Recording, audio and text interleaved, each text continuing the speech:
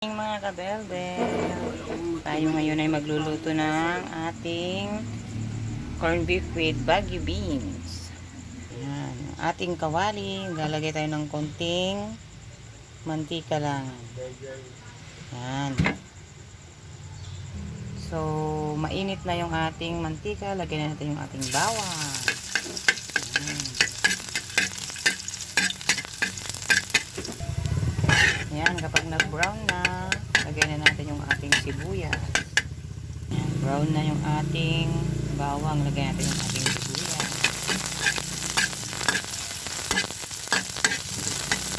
Bango, amoy pa lang, kakagutom na.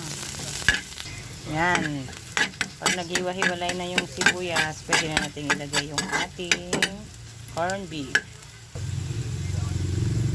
Ayan, pwede natin ilagay. Ayan o.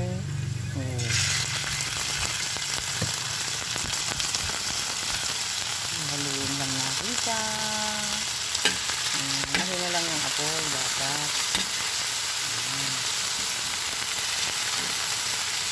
Ganda ng kulay ng bawang. Brown talaga siya.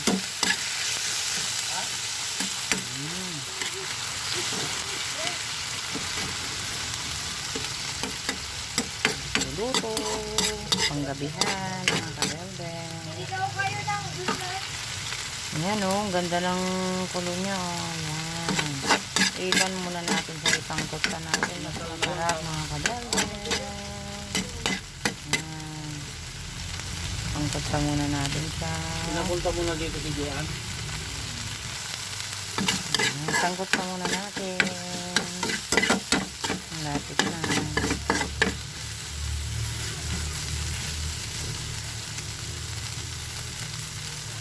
Ayan, ilagay na natin yung ating Baguio beans. Ayan.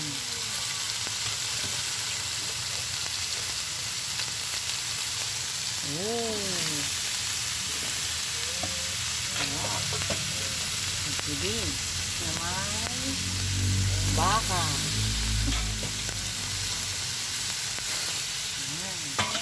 Haluin lang natin yung haluin. Haluin natin yung apoy.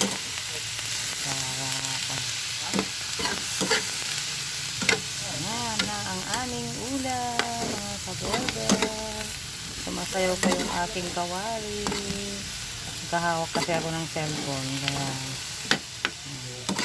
delicious.